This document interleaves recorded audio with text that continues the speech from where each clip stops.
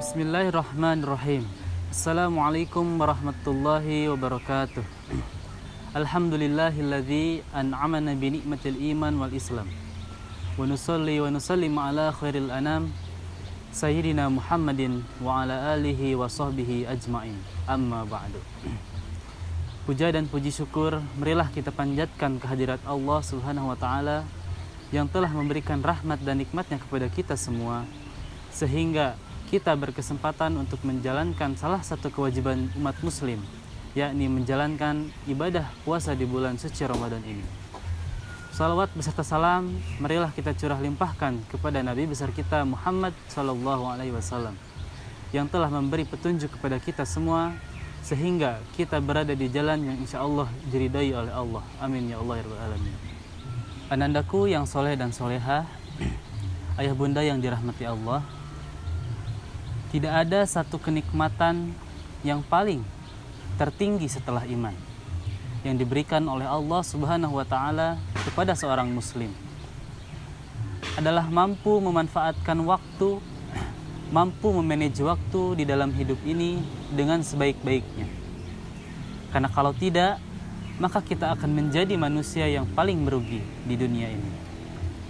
Dengan demikian Rasulullah Shallallahu Alaihi Wasallam menegaskan, ni'matani maghbunun fihi ma katsirun minan nas as-sihhatu wal faragh.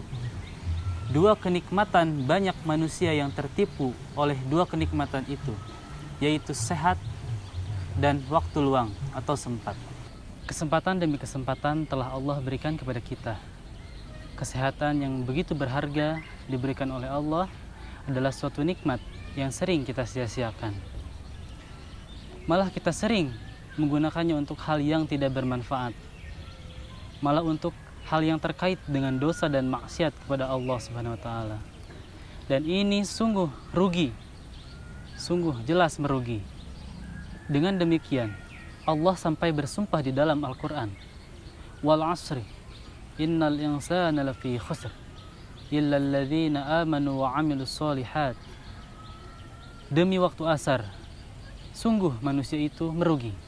Kapan dia merugi? Ketika waktu tersebut tidak digunakan untuk meningkatkan keimanan, ketika waktu tersebut tidak digunakan untuk beramal soleh, dan tidak digunakan untuk berdakwah, dan watawasau bil haq watawasau bis sabr. Anandaku yang soleh dan soleha, kita telah mengetahui bahwa Rasulullah SAW sangat membenci orang-orang yang menyia-nyiakan waktunya. Sehingga demikian Rasulullah SAW menegaskan, min husni islamil mar'i tarku ma la ya'ni. Pertanda kebaikan seseorang yang bisa meninggalkan sesuatu yang tidak ada gunanya dan tidak ada manfaatnya. Sehingga Imam Asy-Syafi'i mengatakan, setelah saya bergaul dengan orang-orang sufi, tidak mendapatkan kecuali dua kebaikan. Yang pertama, waktu itu seperti pedang. Jikalau kita tidak gunakan untuk menebas, maka kita yang akan ditebas. Yang kedua, orang itu kalau tidak disibukkan dengan kebaikan, pasti akan disibukkan dengan keburukan atau kebatilan. Karena di dalam hidup ini tidak ada wilayah tengah, tidak ada wilayah abu-abu. Karena yang menjadi pertanyaan, sekarang apakah kita menggunakan waktu kita dengan hal-hal yang bermanfaat atau hal-hal yang buruk dan kebatilan?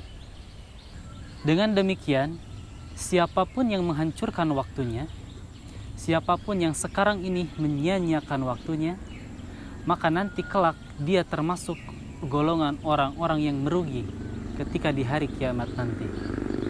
Apalagi setelah nanti Allah Subhanahu wa taala mengumpulkan, memberdirikan manusia-manusia di hadapannya, lalu ditanyalah semua waktu itu, sebagaimana ditegaskan oleh Rasulullah Sallallahu Alaihi Wasallam, la tazulu qadama abdin yaumal qiyamah hatta yus'alu an arba.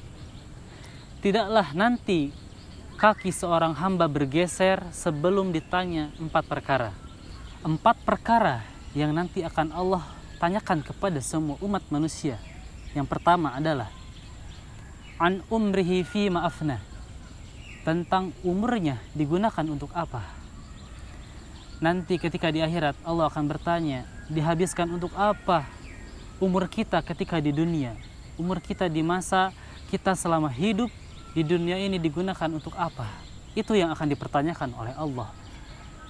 Lebih baiknya kita isi di bulan suci Ramadan ini dengan hal-hal yang baik, seperti beribadah dengan taat kepada Allah, membaca Al-Quran, menghormati kedua orang tua, dan lain sebagainya. Untuk perkara yang kedua, an syababihi fima abla, tentang masa remajanya digunakan untuk apa, dihabiskan untuk apa. Alangkah lebih baiknya kita gunakan waktu yang begitu banyak, apalagi di bulan suci Ramadan ini, kita gunakan dengan hal-hal yang baik. Jangan sampai kita sering membuka handphone ketimbang membuka Al-Quran, kecuali hal-hal yang positif. Untuk perkara yang ketiga, wa an malihi min aina iktasab wa ila aina anfaqah, tentang hartanya, dari mana dia dapatkan dan untuk apa hartanya itu digunakan semasa hidupnya. Alangkah lebih baiknya kita memiliki harta, kita gunakan untuk hal-hal yang baik, seperti bersedekah, menolong orang yang membutuhkan. Itu alangkah lebih baik nanti pertanggungjawabannya di hari akhir nanti. Untuk perkara yang terakhir, wa an ilmihi bimadza amil, tentang perkara ilmunya semasa hidupnya digunakan untuk apa, diamalkan atau tidak. Sebagaimana kita telah mempelajari di dalam mahfuzat, al-ilmu bila amalin kasyajari bila thamarin, ilmu yang tidak diamalkan bagaikan pohon tak berbuah. Jadi itulah ilmu harus kita amalkan agar ilmu itu bermanfaat untuk orang lain. Jangan sampai kita mempunyai ilmu tapi ilmu kita digunakan untuk membodohi orang lain atau untuk menyesatkan orang lain.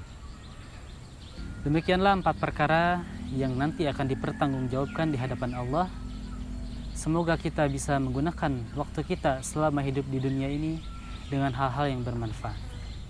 Anandaku yang soleh dan soleha, perlu kita ketahui kembali bahwa manusia nanti akan ditanya oleh Allah di hari kiamat. Tsumma latus'alunna 'anin na'im, tsumma latus'alunna yauma idzin 'anin na'im. Dan nikmat pertama yang paling pertama akan dimintai pertanggungjawabannya oleh Allah, yaitu nikmat waktu. Apakah waktu kita digunakan untuk hal yang diridhoi oleh Allah? Apakah justru sebaliknya? Na'udzubillah min zalik. Demikianlah pesan yang bisa disampaikan. Semoga bermanfaat. Semoga kita bisa memanfaatkan waktu kita dengan sebaik-baiknya. Apalagi kita sekarang berada di bulan suci Ramadan yang begitu banyak pahalanya yang bisa kita raih di dalam bulan ini. Dan semoga virus atau wabah ini segera berakhir di muka bumi ini, supaya kita bisa kembali bertukar ilmu, belajar lagi seperti sedia kala. Dan kita akhiri, aqulu qauli hadza astaghfirullah li wa lakum wastaghfirullahal azim, innallaha huwa ghafurur rahim. Wassalamualaikum warahmatullahi wabarakatuh.